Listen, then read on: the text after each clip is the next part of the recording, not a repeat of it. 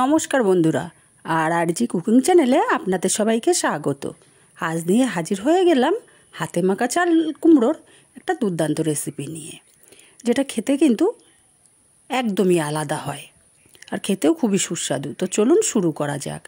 আমি একটা মিক্সচার জারের মধ্যে 1 চামচ পোস্ত দানা দিয়ে দিলাম, 1/2 চামচ দেবো সাদা সর্ষে আর 1/2 চামচ দেবো কালো সর্ষে।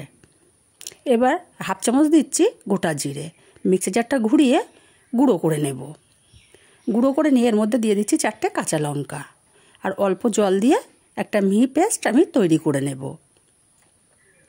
এইভাবে একদিন বাড়িতে বানিয়ে দেখবেন, খেতে কিন্তু অসম্ভব ভালো হয়।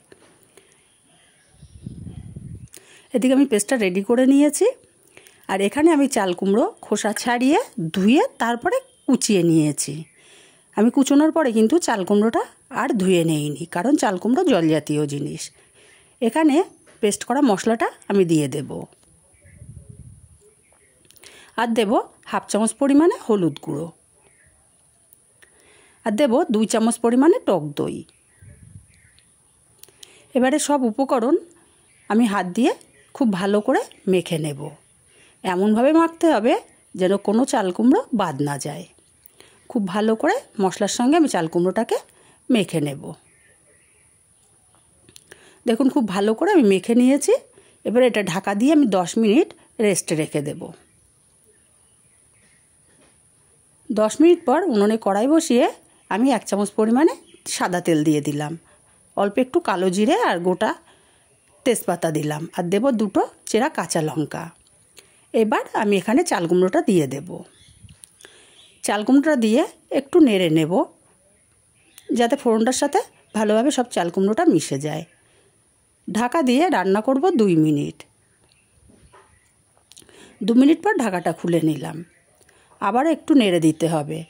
বেশিক্ষণ ঢাকা দিয়ে রাখলে কিন্তু চাল কুমড়োটা তলা দিয়ে ধরে যাবে, খেতে ভালো লাগবে না। আবারও 2 মিনিটের জন্য ঢাকা দিয়ে দিলাম। 2 মিনিট পর ঢাকাটা খুলে আবার একটু নেড়ে নেব। চাল কুমড়োটা অনেকটাই নরম হয়ে গেছে, চাল কুমড়ো থেকে অনেক জল বেরোতে শুরু করেছে। এখন দিয়ে দেবো স্বাদ মতো লবণ। লবণটা দিয়েও একটু ভালো করে নেড়ে নেব আর খুন্তি দিয়ে একটু চেপে চেপে চাল কুমড়োগুলোকে গালিয়ে দিতে হবে। আবারও ঢাকা দিয়ে আমি 2 মিনিটের জন্য রান্না করব। 2 মিনিট পর ঢাকাটা খুলে নিচ্ছি। দেখুন লবণ দেওয়ার পরেও কিন্তু অনেকটাই জল বেরিয়েছে। চাল কুমড়োটা ভালো করে নেড়ে চেড়ে মিশিয়ে নিতে হবে। এবার এখানে দিয়ে দিতে হবে 1 চামচ চিনি। চিনিটা অবশ্যই দিতে হবে কারণ টক দই দেয়া। এবার আমি নেড়ে চেড়ে এটা রান্না করব জল শুকিয়ে আসা পর্যন্ত। 2 মিনিট রান্না করার পরে কিন্তু অনেকটাই জল শুকিয়ে গেছে। এখন আমি এখানটায় দিয়ে দেব 2টো কাঁচা লঙ্কা। আমি এটা চিড়ে দিচ্ছি না, গোটা কাঁচা লঙ্কায় দিচ্ছি। যারা ঝাল পছন্দ করেন অবশ্যই দেবেন। এই লঙ্কা দিয়ে ভাত মেখে খেতে কিন্তু খুবই ভালো লাগে। আমি নেড়ে চেড়ে আরও 2 মিনিট মতো রান্না করে নেব। দেখুন চাল কুমড়োটা কিন্তু যথেষ্ট পরিমাণে শুকিয়ে গেছে। আমি এর চেয়ে বেশি আর শুকাবো না।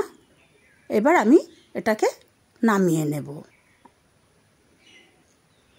নামিয়ে আমি আলাদা পাত্রের মধ্যে নিয়ে নিলাম আর তৈরি হয়ে গেল আমার হাতে মাখা দারুণ স্বাদের চাল কুমড়ো রেসিপি।